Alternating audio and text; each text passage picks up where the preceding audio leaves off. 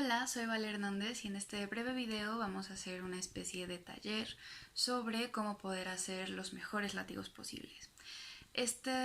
Pues esto de lo que voy a hablar va a estar basado en dos cosas. La primera parte en el manual de Worlds para jueces y debatientes. Vamos a ver qué es lo que el reglamento nos dice, qué son las cosas que debe incluir el discurso de un buen látigo. Y la segunda parte va a referirse un poco más a estrategias de látigo y esto está basado en mi experiencia y en lo que para mí han sido las formas más eficientes de hacer buenos discursos de látigo. Esto no quiere decir que sean reglas absolutas o que sí o sí siempre deben de seguir, pero lo vamos a ir dejando más claro a lo largo del video. Entonces, para la primera parte, ¿qué debe de hacer un látigo? ¿Qué nos dice el manual que debe incluir el discurso de un buen látigo?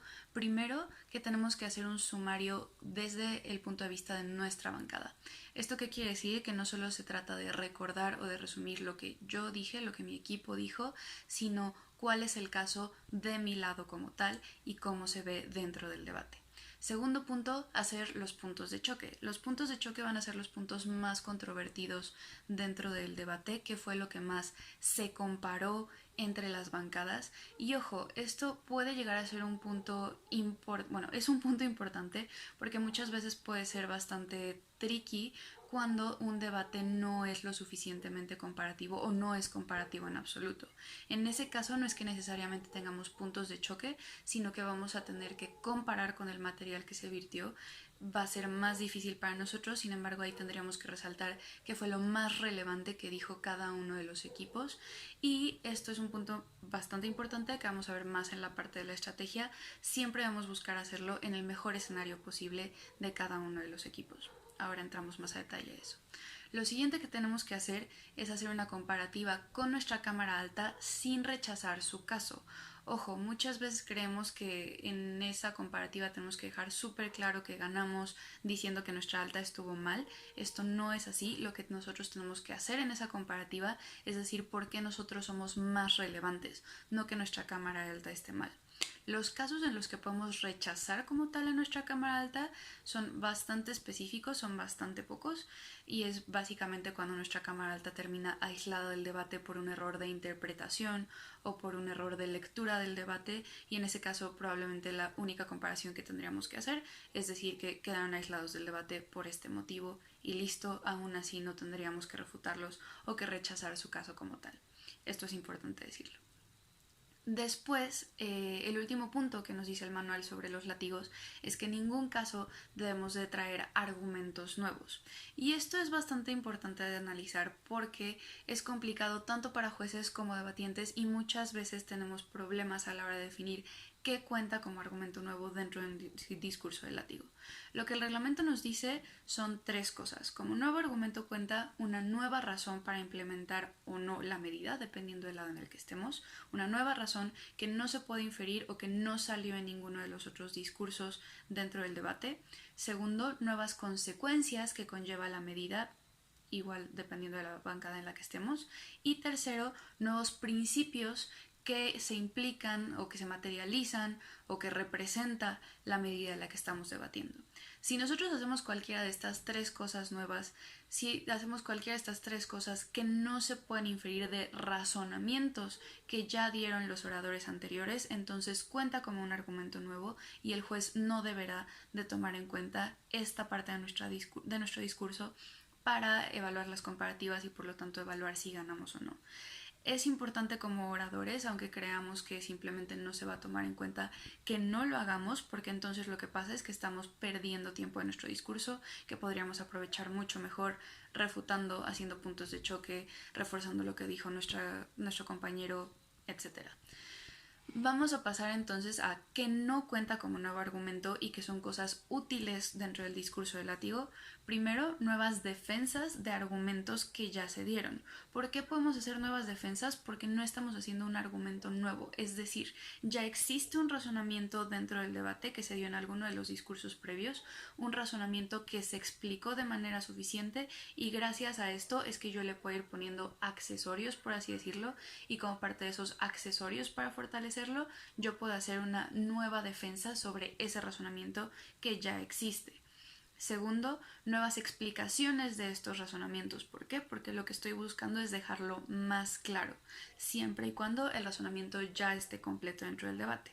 Tercero, refutaciones. Y esto pues es bastante importante porque el látigo es quien tiene ese trabajo de ponerle el punto final a las refutaciones que puede que hayan quedado flojas a lo largo de su bancada o a las refutaciones que hagan falta dentro de su bancada, sobre todo si somos un látigo de gobierno después de que acaba de pasar un miembro de oposición al que nadie ha refutado. Está claro que las refutaciones son vitales dentro de un discurso de látigo y que por supuesto no se tomarían como razonamientos nuevos o como argumentos nuevos. Cuarto, nuevos ejemplos que apoyen un argumento que ya existe dentro del debate. Es decir, yo ya tengo mi razonamiento y mi miembro dio un ejemplo o no dio ningún ejemplo, pero como el razonamiento ya está, yo puedo mencionar todos los ejemplos nuevos que quiera porque el razonamiento ya está, entonces esos ejemplos son casos existentes que no importa si no se habían mencionado antes porque siguen obedeciendo a la misma lógica que el otro equipo ya tuvo la oportunidad de refutar. Lo siguiente es, y lo último, es básicamente cualquier material que pueda inferirse de manera razonable a partir de los razonamientos que ya se explicaron dentro de los discursos anteriores. Es decir, yo no puedo traer un razonamiento nuevo, pero sí puedo traer cualquier comentario al respecto de un razonamiento que ya esté sobre la mesa de debate. Hasta aquí esa es la parte que implica el reglamento y lo que el reglamento nos dice que podemos o no hacer dentro de un discurso de látigo. Entonces aquí vamos a ver la parte de estrategias. Y empezamos básicamente con lo más importante para mí y es los látigos sí o sí tenemos que refutar. Son muy pocos los casos en los que no quedan refutaciones que hacer. Una cosa que muchas veces hacen los oradores es irse en el orden cronológico del debate y empezar a refutar del primer al último orador que ha pasado. Desde mi experiencia es mejor empezar refutando de abajo hacia arriba. ¿Por qué? Porque los últimos discursos son los que menos se han contendido dentro del debate. Entonces, si yo soy un látigo de gobierno, debería empezar refutando al extensionista de oposición porque su caso no ha sido atacado absolutamente por nadie. Por lo tanto, a menos que sea un caso muy mal explicado y si estamos partiendo de la buena fe y de tomar los mejores casos posibles, estaríamos hablando de que fue un discurso de extensión suficiente, que no ha sido atacado por nadie y que por lo tanto probablemente sea el que más en pie o menos controvertido sea dentro del debate y debería de ser el primero que yo ataque para debilitarlo y que pueda generar una competencia pues más pareja contra ellos. Esto es importante sobre todo porque cuando todavía tenemos un mal manejo del tiempo de los discursos, muchas veces no nos alcanza, si lo dejamos al final, a refutar esa parte del extensionista y esto es muy grave porque entonces no generamos una comparativa con nuestra cámara directa o no generamos una comparativa lo suficientemente clara para ganarle a ese equipo. Por lo tanto, yo siempre creo que es mejor empezar refutando de abajo para arriba, sobre todo porque a los equipos de arriba ya los refutaron sus cámaras directas y además en teoría nuestro miembro. Por lo tanto, ya está siendo contendido, ya han sido debilitados y nosotros deberíamos concentrarnos en lo que se nos puede acreditar directamente a nosotros para volvernos más relevantes dentro del debate. La segunda parte es que cuando hacemos los puntos de choque, y ya lo venía mencionando un poquito, siempre intentemos poner el mejor caso posible del contrincante. ¿Por qué? Muchas veces criticamos que esto no va a pasar o que lo que nos están diciendo no es tan probable, pero si ellos nos prueban que hay un escenario en el que es probable, su razonamiento se puede mantener dentro del debate y nosotros al no haber refutado el razonamiento sino su viabilidad o la probabilidad de que éste pase, nos quedamos en una posición con menos ventaja o con menos posibilidades de contender. Entonces un consejo que yo les daría es inclusive si no lo explicaron de la mejor manera, nosotros interpretar el caso podemos criticar que no lo presentaron de la mejor manera, pero a la hora de compararlo con nuestro caso, presentarlo de la mejor manera posible. Es decir, compañerito de la otra cámara, esto no va a pasar por tal y tal y tal razón, pero inclusive si pasara, lo que yo te estoy diciendo es más importante o lo mitiga por tal y tal y tal razón. No quedarnos en la crítica, sino realmente refutar lo que nos están diciendo en su mejor versión posible.